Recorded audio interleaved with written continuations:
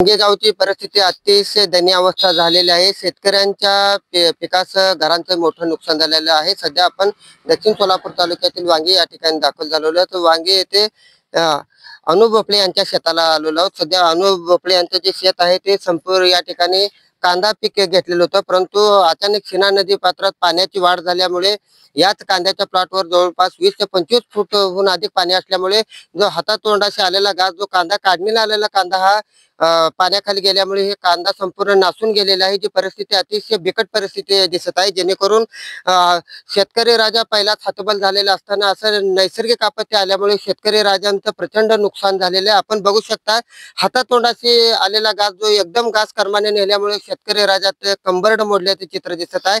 सध्या आपण दक्षिण सोलापूर तालुक्यातील वांगी या ठिकाणी आहोत। सध्या शिना नदीला कोळेगाव धरणातून, त्याचबरोबर चांदणी प्रकल्प, नागझरी प्रकल्प असं असंख्य नद्यातून अतिरिक्त पाण्याचा विसर्ग सोडल्यामुळे जे परिस्थिती निर्माण झालेली आहे ते शेतकऱ्यांच्या पिकात अक्षरशः पाणी गेल्यामुळे शेतकऱ्याच्या पिकासह घरांचंही मोठ्या प्रमाणात नुकसान झाल्याचे चित्र दिसत आहे। सध्या आपण जर पाहायला गेलो तर अतिशय बिकट परिस्थिती वांगीला झालेली आहे।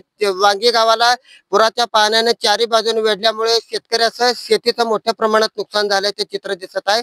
सध्या आपण जे शेतकरी आहेत अनु भोपळे यांच्याकडून अधिक माहिती घेऊ, जेणेकरून त्यांच्या शेतीचं आणखी कशा प्रकारे जे त्यांचं नुकसान झालेलं आहे अधिक माहिती आपण त्यांच्याकडून जाणून घेऊ। काय सांगाल दादा आपलं नाव? मी श्री उमाकांत भीमराव भोपळे, वांगी गावचे शेतकरी असून माझ्या शेतामध्ये 3 एकर कांदा पेरलं होतं। कमीत कमी कांद्याच्या पिकावर 8 ते 10 दिवस 10-15 फूट पाणी होतं आणि घरात सुद्धा पाणी कमरे एवढं होतं। तरी लवकरात लवकर पंचनामा करून काय असेल ते मदत मिळावी, ही एवढं बोलून मी. कारण कांद्याबरोबर आणखी कोणते कोणते पिकं होते शेतामध्ये? कांद्याबरोबर ऊस, कांदा, परत मका, कडवळ सगळंच हे झालेलं आहे आणि पंचनामा करून लवकरात लवकर मदत मिळावी। आणि घरात सुद्धा कमऱ्याला पाणी होतच आणि त्याचा सुद्धा पंचनामा करून लवकर लवकर काय असेल ते मदत मिळावी।